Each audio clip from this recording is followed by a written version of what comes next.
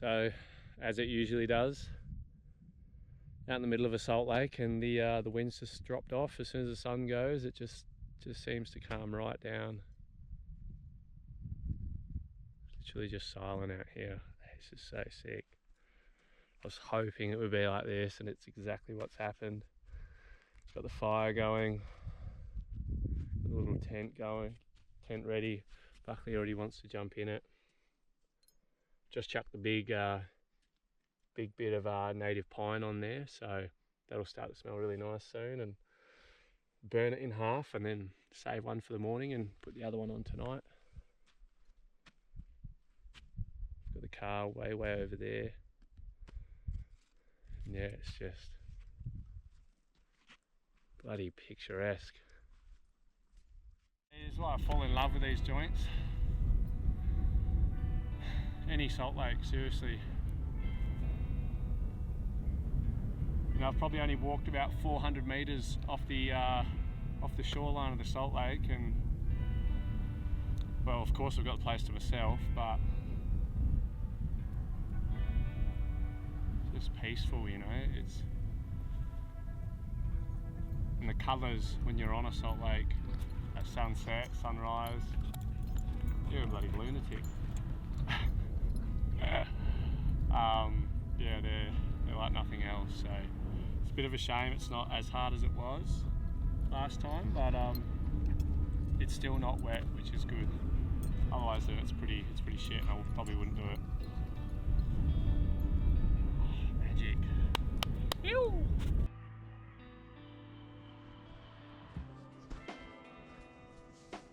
Ooh. Hey, what are you doing? Always got to have one of these when I travel.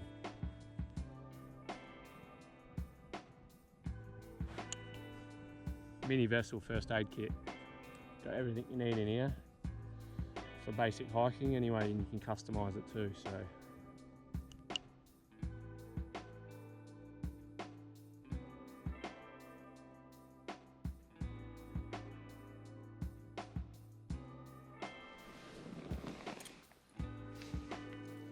you reckon, mate? You had a good sleep?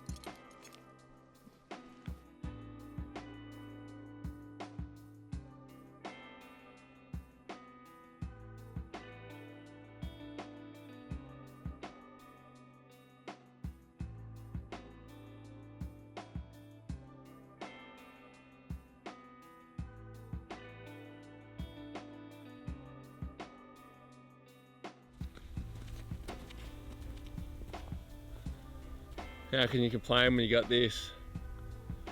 No one around, sun peeking its little head over, insane colours, beautiful night's sleep, and this little butthead. Hey, good boy. That's what it's all about. Pretty cold though. I don't know why I didn't bring a jumper out here.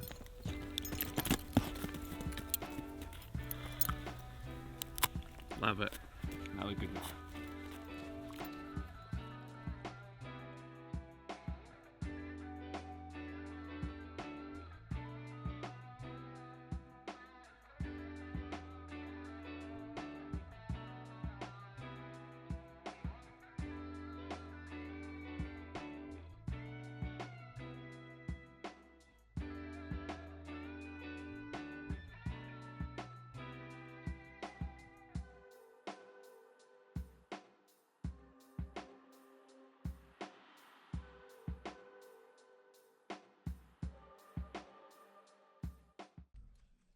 Another beautiful evening, afternoon on a salt lake. Look, so I pretty much parked on the edge of the salt lake. I walked good 500 meters out, and just set up camp there. I mean, the whole thing was about the same in terms of how solid it was, and a little bit soft underfoot, like I said, but you know, 500 meters is just enough to make it really feel like you're out there on your own, which you are, but just like really start to feel that isolation, and then just hike back to the car in the morning, cook up some brekkie, and get warm. My toes are bloody frozen. This guy's a looper.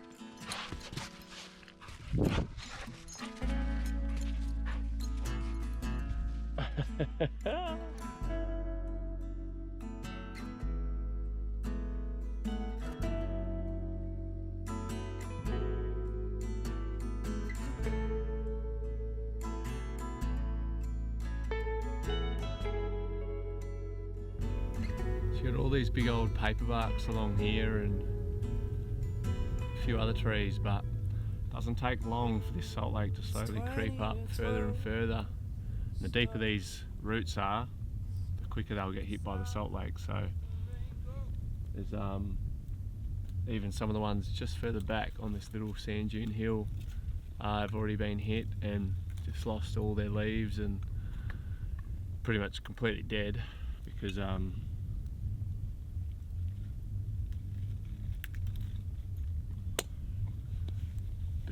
that's where I've got my wood for the fire. But you've still got some that are a little bit more resistant to salt and to drought. That's good to go. Handle's hot. But there's nothing resistant to Buckley. He'll eat any stick. So I got a bit of a problem. There really isn't much else to Paynes Find in terms of what I can show you guys. It is literally a truck stop, a little bit of mining history, and that's about it. Besides that, everything else in between, say, Yalgoo and Paynes Find is just semi-arid and arid desert, and with no spots of significance in between.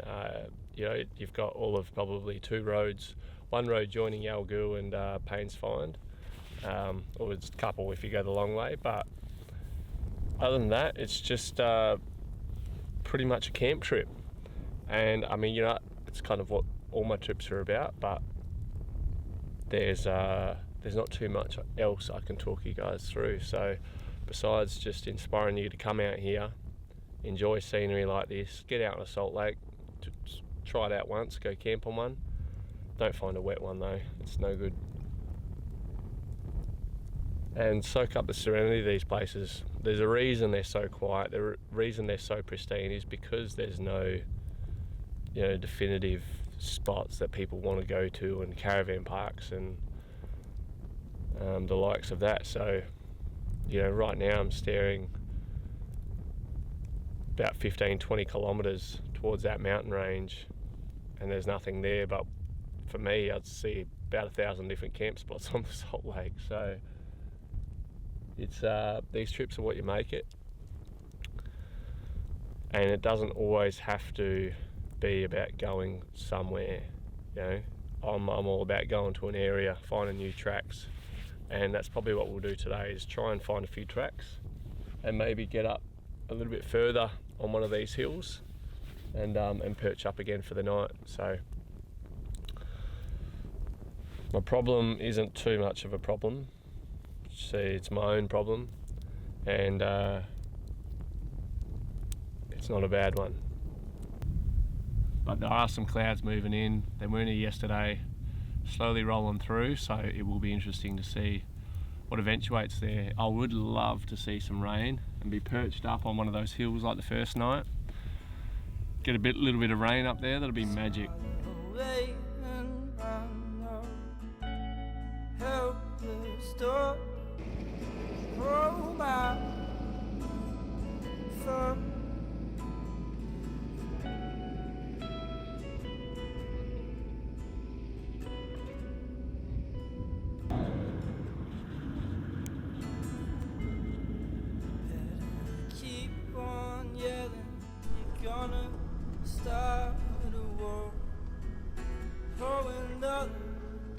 So,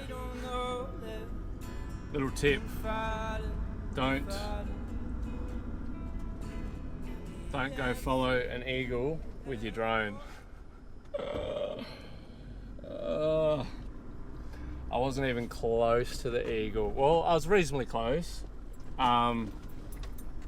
Next minute, drone spiraling from the sky, and all I see is this little bit of footage of it just going like this, and clearly falling down to earth. So maybe there was a second eagle and it's come in and completely smashed my drone. So now I'm looking for my drone and hope it's somewhat recoverable, but I don't think it's going to be in any shape I want to see it in,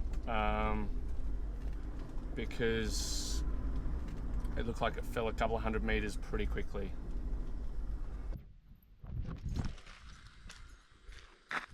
So I'm not too far away.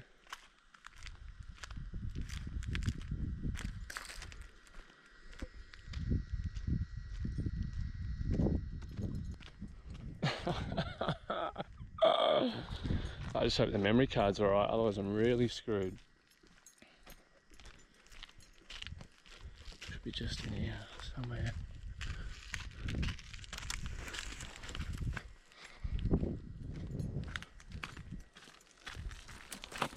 Imagine if the eagle's on it, just like pecking at it. Getting close.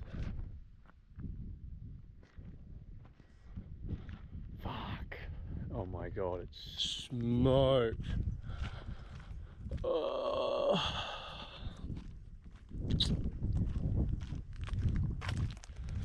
Holy shit.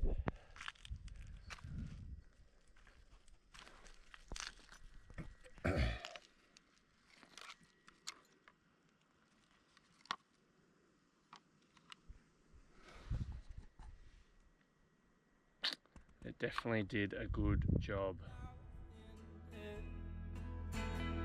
But that's not living at all.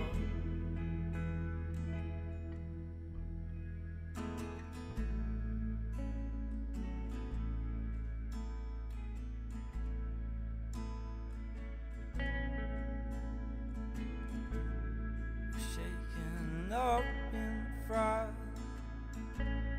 Sorry for what I do. How to fly, but not fall. So falling is all that we do.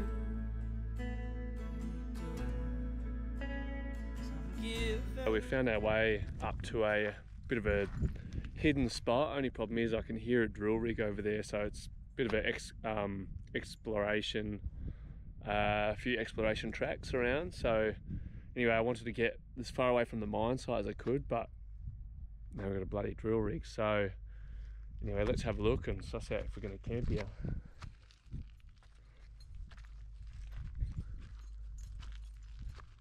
Hey, come here. Now around these parts you should always find a few snakes. There'll be little bat holes. Hey, come here. Jesus, I can see some big wasp nests.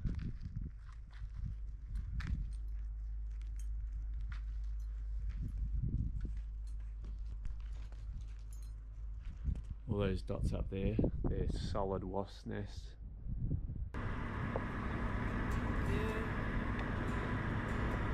So,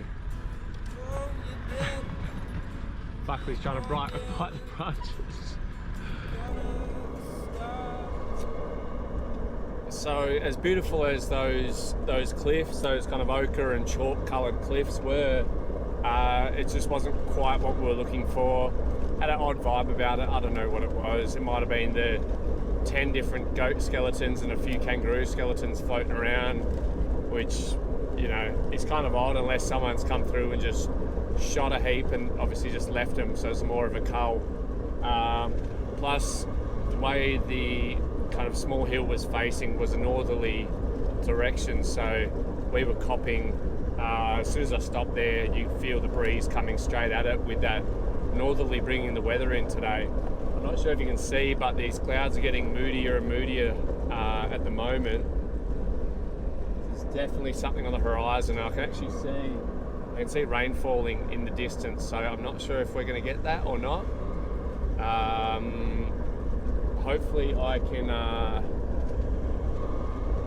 can set up camp and get a fire hot enough as well before that comes in, just in case it does come in, so I can at least cook dinner and have some warmth and not just be confined to the rooftop tent, which isn't that great, but you gotta do what you gotta do. So anyway, we moved on and we're heading towards back towards Paynes Find, but we're going a different way. We're going what's known as the Miners Pathway, which is just all dirt road, and it kind of arcs around to the east a little bit and then straight down on top of Paynes Find from the north. They don't know that you ain't fighting, you're fighting no more. And the answers you have got falling out in there. Oh, that's not a different at all. Well, that's not different. So it looks like we might get lucky here. It looks like most of the weather is to the west. It looks pretty heavy over there. It looks like if that was here, there'd definitely be like, the odd floodways and little creek beds filling up real quick. So that rain's definitely coming. It's kind of just that big front coming this way. I'm not sure if it's gonna kind of pass us in time or not. But just in case, I've chucked a heap of wood under the car, so then at least I've got some dry wood once the rain clears. I wouldn't mind a bit of rain. I mean, it smells amazing in the desert when it rains, but at the same time, I'm not overly keen on just getting stuck out here, like as in just confined to the rooftop tent. So I'm gonna get the fire going and see if we can get it hot enough to withstand whatever rain comes. Wind.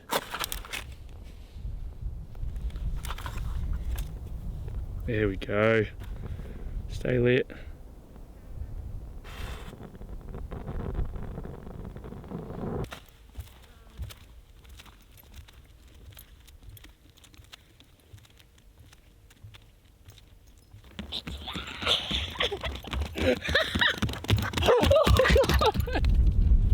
Bloody desert storms always make me a bit nervous. A couple of Ronas, some shapes. Because you just never know how hard it's coming in.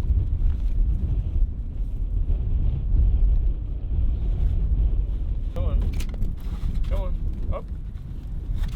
You hold it down for me, alright? You hold it there. So, the wind's backed off for the minute. That initial front kind of raced through. I decided to quickly spin the car around to put the awning above the fire and kind of give us hope to have a fire after that front, if it was just a front. But on the radar it says for the next 24 hours there's a 100% chance of rain. So I'm looking now, it looks pretty good. Looks pretty good for a good couple of hours actually, probably until dark. So I'm going to get this tripod up, keep the fire stoked, and try and cook this chicken before it gets dark. At least then I'll have a good indication as to what the rain's doing and if that wind's going to pick up again as well. So I think we're on a good one here.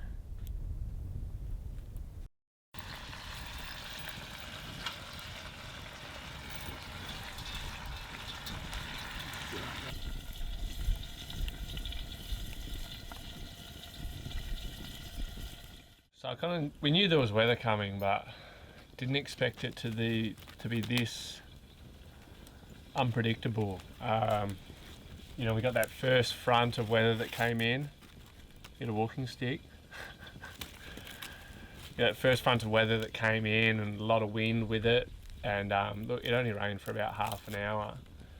Cleared up, another little patch of rain came through. Now we've got a good clearing, so chuck the chicken on the fire quickly, and I'm hoping, you know, I've got 40 minutes of clear skies before it comes in again, just so then at least I've got chicken sorted. You know, anything else I can, pumpkin and potatoes and whatnot, I can wrap in alfoil and chuck in the fire.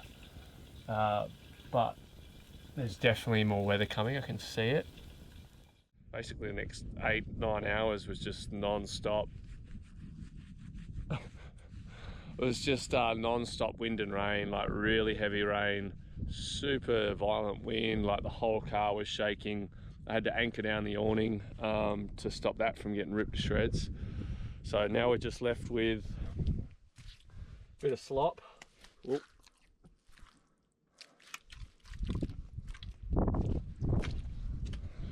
And you remember that beautiful dry salt lake we were at yesterday, that we were getting photos of, and Buckley and I were running around? Well, this is the same one.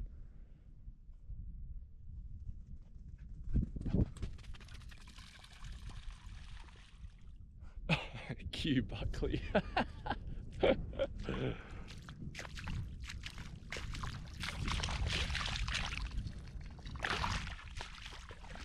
What are you doing, you bozo? What are you doing? Come on.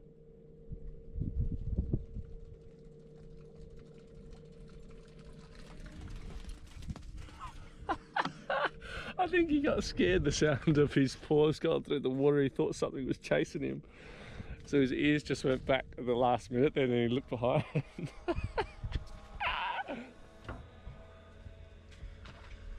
All right, you grub, come on. You sit right there, and you do not move a muscle, mate. You stay right there. You're a grot, watching you. Tired of all of the waves that'll carry.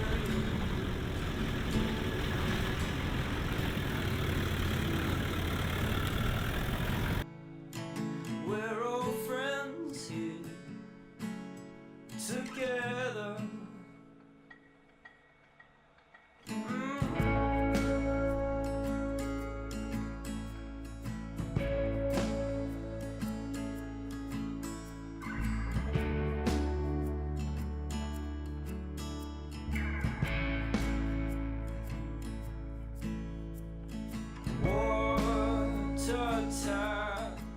So there you go, legends. An adventure out to Paynes Find, one of little place that has my heart, middle of the desert. It can be hot, it can be dry, it can be nasty, it can be wet, it can be bloody cold and windy. So never know what you're in for, obviously. Look, thanks again for watching. I hope you've enjoyed it. I hope it inspires you to get out to these kind of places. You know, just put your finger on a map, literally, and not necessarily have to go through towns and put, you know, mark a town where you want to go. So until the next one, thanks again, and let me know your feedback and what you thought, and we'll try and keep this train going. See you guys.